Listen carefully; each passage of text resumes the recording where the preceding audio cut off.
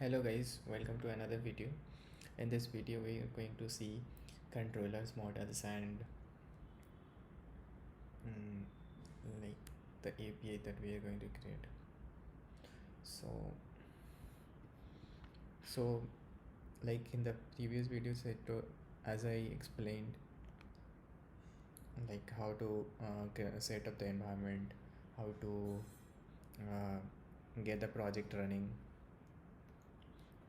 So if you see in the default controller in the default project, um, the template that you are going to install through CLI, here you can see that whether broadcast controller is present.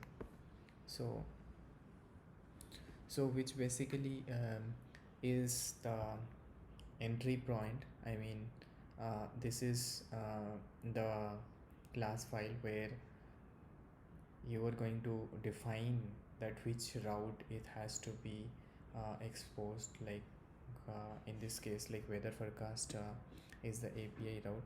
Let's see the since the project I'm already running here, so you can see this weather forecast API will be running. So we just have to put API v1 over there. This is the normal convention which says this endpoint is an API and the version is 1. It can vary v1, v2, v3, anything like that. So there is this get API is shared. Okay, so you can check which API has been exposed here. So this is the API that has been exposed, and how the format has been structured you can see in the startup class is the if there is any v1 things like that has been done or not. So I think this has not been done, but this is a normal convention which most of the APIs will follow.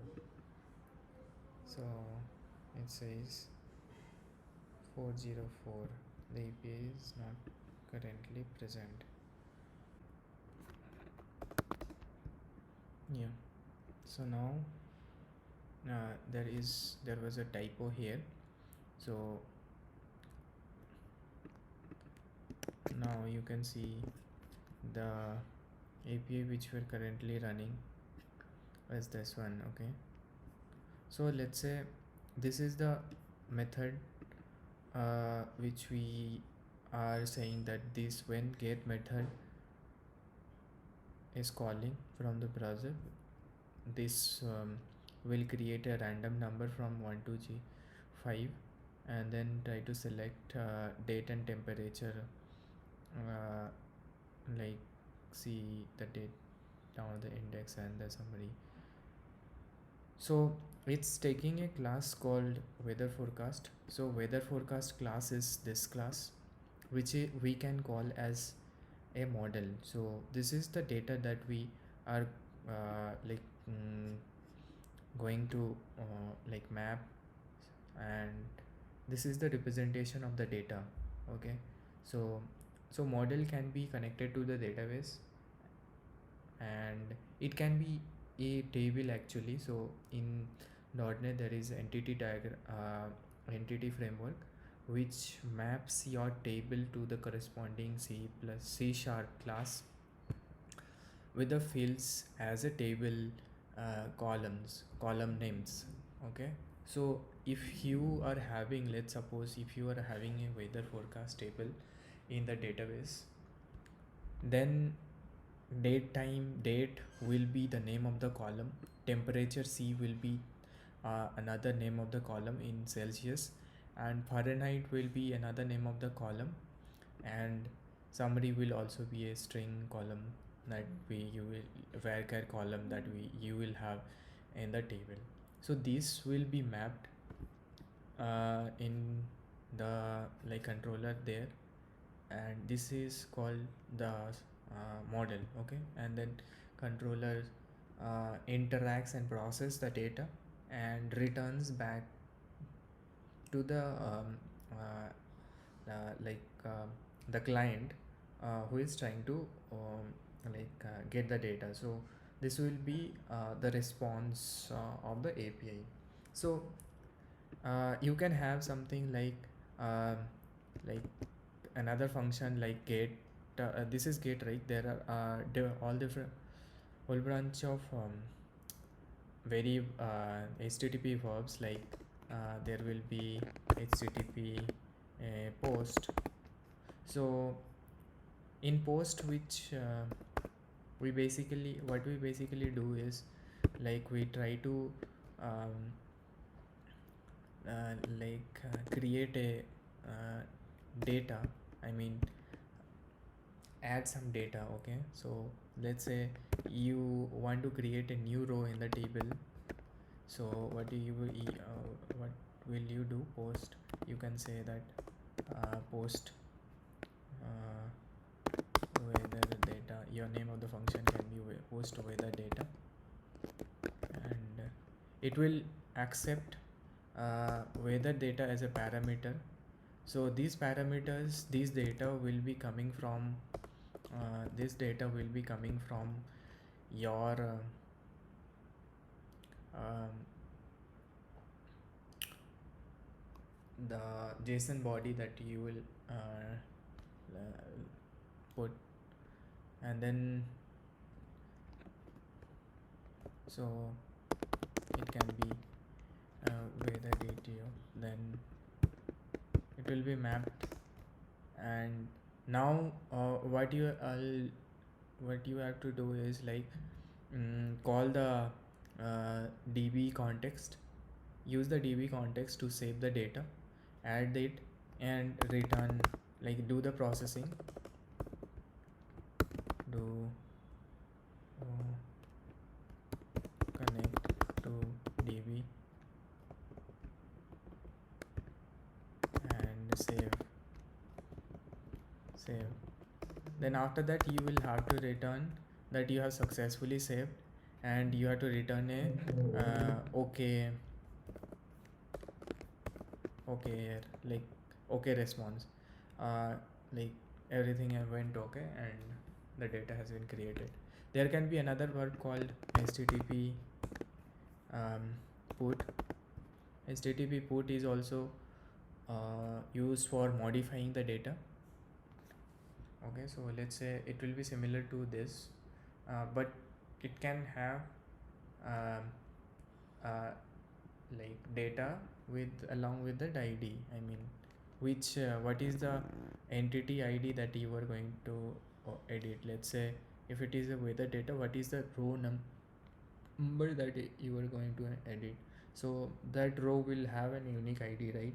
So it can be uh, uh, something like int id. Okay, row id or row id. So once you update the data in the database for the corresponding row, then you can send that okay, it is been updated. Okay, so mostly these three methods will be used. There is another verb called http delete. So in http delete, which like we try to delete data from the database, but it is rarely used. Like you can use put to like delete user.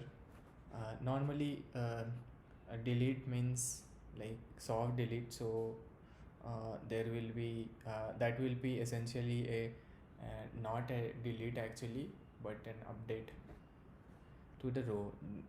Something like is user is deleted is equal to true, you have to say. So yeah, so that's the controller and model part.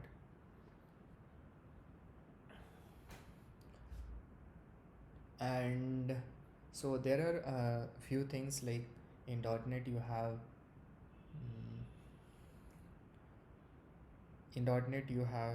entity framework, which is really very helpful. It is a ORM which connects your DB to your controller or services, application services. Okay, so there is another pattern which is commonly used in C# and .NET projects, are like repository pattern. So whatever you are trying to do an operation into the database, you create a repository class for that and put and mention all the operations that you are going to do there. So this is kind of an abstraction given to the controller, that controller need not know which databases like what are the database operations you are trying to do. So it just had to call from the controller and it will do that. And there is another pattern called like way of putting external services calls, like creating a service class. So in the service class you can like mention the implementation of the calling of let's say some different API, and there you can create interface for the services. And yeah, so this is hiding the implementation. Okay guys, that's it. So we'll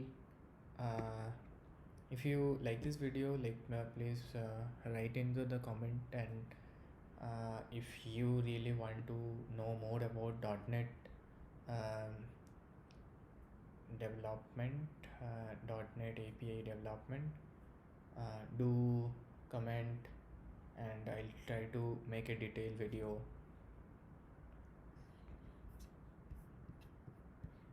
Thank you guys.